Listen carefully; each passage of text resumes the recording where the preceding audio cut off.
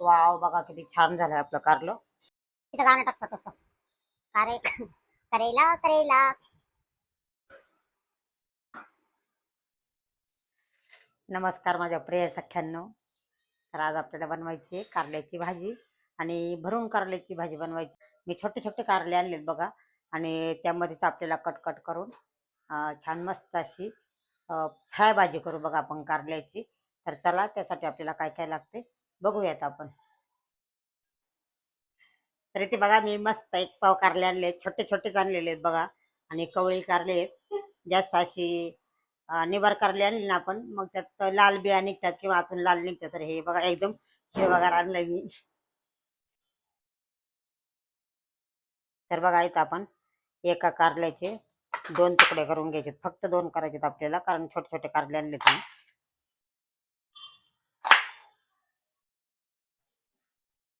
तर इथे आपण बघा असं कारलं कट करून घ्यायचे. हे काय एकच साईडला कट करून घ्यायचंय फक्त. कारल्याने बघा, कारल्याचा रस पीत जा सकाळ सकाळ, ज्याला शुगर आहे त्यांनी. कारलं भरपूर असं पौष्टिक असतं, औषधी पण आहे कारलं. आणि म्हणून बघा, बीपी शुगरवाले लोक कारलं जास्त खातात. मस्त अशी आपण कारल्याची भाजी, तशी आपल्याला तसं आवडत नाही, त्यासाठी आपण असं जेवणात नेहमी खात जायचं. बघा, अशा प्रकारे आपण सगळे कारले कापून घेऊयात. मी इथे कवळी कारले आणलेत, नाही तर तुम्ही बघा मोठे मोठे कारले आणले आणि निबार कारले असते ना, तर त्यात असं कट करताना व्यवस्थित बघायचं आतमध्ये किडा वगैरे लागलेला आहे की काय ते. बघा, अशा प्रकारे आपण सगळे कारले कट करून घेतलेत. आणि आता आपण याला एक 5 मिनिटं मिठाच्या पाण्यात ठेवणार आहे, आणि त्यानंतर मिठाच्या पाण्यातच थोडंसं उकळून घेणार आहे बघा. आणि तोपर्यंत आपण कारले उकळसर मसाला काय काय लागतो ते बघून घेऊयात. तर इथे बघा, आपण कारले मस्त असे कट करून घेतलेत, आणि मी इथे जाडे मीठ घेतलंय बघा. तुमच्याकडे जाडं मीठ नसेल तर तुम्ही आपलं बारीक मीठ असतं ते वापरलं तरी चालेल. कारण बघा, पहिले माझी आई आजी असे वांगे कापायचे, त्यामध्ये पहिलं असं जाडं मीठ भरून ठेवायचे थोडा वेळ, आणि तसंच मुरून द्यायचे, आणि मग नंतर भाजी करायची धुवून. तर बघा, त्यातला कडवटपणा पण कारल्यातला सगळा जातो. तर आपल्याला इथं कारल्यात हे जाडं मीठ प्रथम भरायचंय. आणि मी कढईत इथे पाणी घेतलंय बघा, तर त्यात आपल्याला थोडंसं 10 मिनिटं कारलं उकळून घ्यायचंय. जेव्हा आपण मीठ भरतो कारल्यात, तेव्हा त्याचा पूर्णपणे कडवटपणा जातो बघा. तुम्ही ही आपली ट्रिक वापरून बघा. जे कारलं खाणार नाही ते हे नेहमी नेहमी म्हणेल आम्हाला कारलं करून द्या. असं छान असं आपण कारलं बनवूच. तर बघा, आपण कारल्यात सगळं हे जाडं मीठ भरलंय मी. आपण इथं पातेल्यात एक 5 मिनिटं ठेवूयात, म्हणजे 5 मिनिटं म्हणजे थोडंसं पाणी सुटेल बघा त्याला, त्याचं कडवट पाणी असतं ते निघून जातं. तर आपण ते एक 5च मिनिटं ठेवायचे.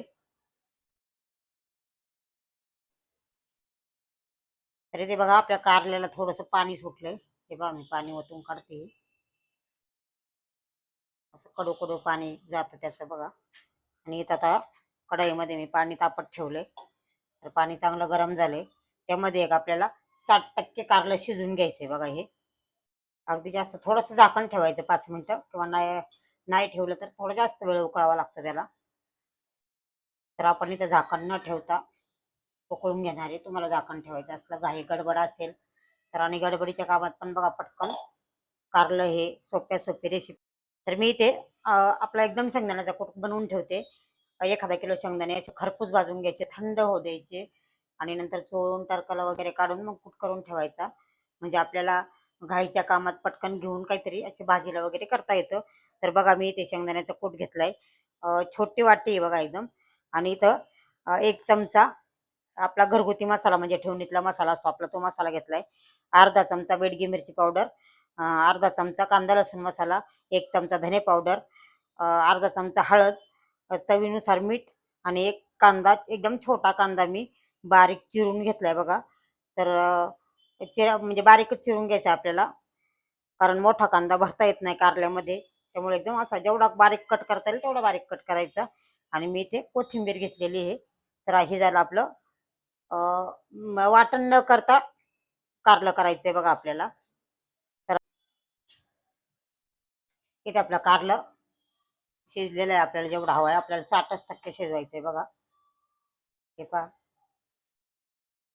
मस्त शिजले. आता आपण त्यातलं गरम पाणी ओतून काढू आणि थोडस थंड पाणी ओतू.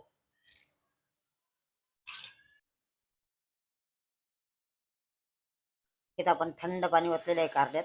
आता असं पिळून घ्यायचंय बघा. आपण इथे कढई तापायला ठेवलेली आहे तेल टाकून. तर कढई तापेपर्यंत आपण सगळा मसाला मिक्स करून कारल्यामध्ये भरून घेऊ.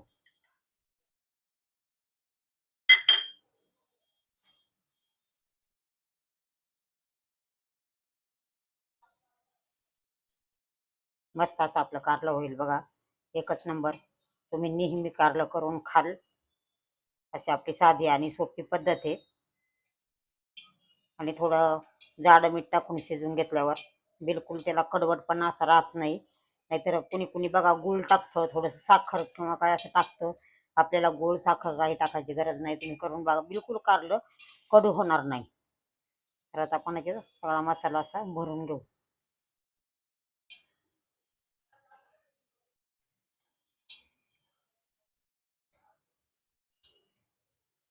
अशा पद्धतीने आपण सर्व मसाला कारल्यामध्ये भरून घेऊ.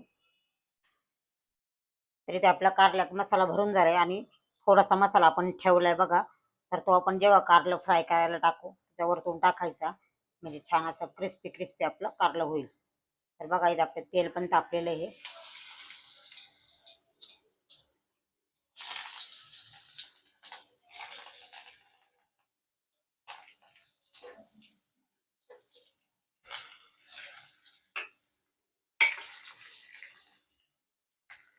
तर इथे बघा आपलं कारलं परतायला टाकलंय आणि वरून हा राहिलेला मसाला टाकू आपण.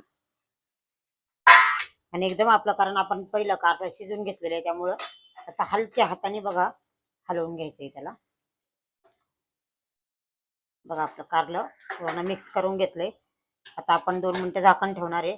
तुम्हाला जर पातळ कारलं करायचं असेल ना तर याच्यात थोडा मसाला वाढवायचा आणि मग गरम पाणी करून टाकायचं. अगदी थोडंसं गरम पाणी करायचं. आपले किती मेंबर असेल त्यानुसार मसाला वगैरे घेऊन किती मेंबर आहे त्या पद्धतीने आपल्याला पाणी तुम्ही गरम करून टाका. एकच नंबर कारलं होतं बघा. बघा कसं दिसतंय आपलं कारलं. आता 1-2च मिनिटं त्याच्यावर झाकण ठेवायचं आपल्याला, कारण ते शिजलेलं आहे. अगदी 60% शिजलेलं आहे. 40% शिजायचं राहिलेलं आहे.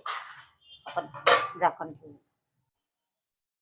बघा आपलं कारलं मस्त असा वास येतोय. वाव, बघा किती छान झालंय आपलं कारलं.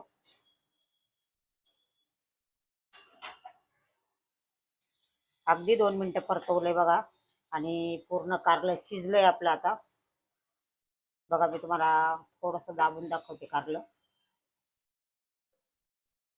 हे पण आपलं कारलं लगेच तुकडा झाला बघा. मस्त शिजलंय. आता आपण त्याला एका वाटीत काढून घेऊयात.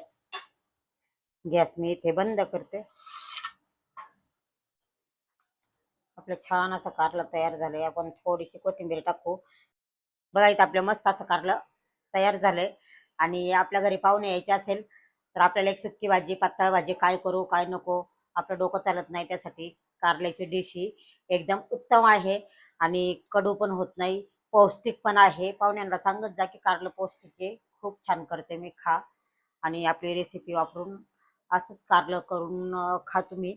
बघा नेहमी खाल. आणि जे खाणार नाहीत ते सुद्धा म्हणतील आम्हाला कारल्याची भाजी करून द्या. तर अशी आपली रेसिपी नक्की ट्राय करा आणि मला कमेंटमध्ये कळवा कशी झाली. आणि चॅनेलवर नवीन असाल तर लाईक शेअर सबस्क्राईब करायला अजिबात विसरू नका. धन्यवाद.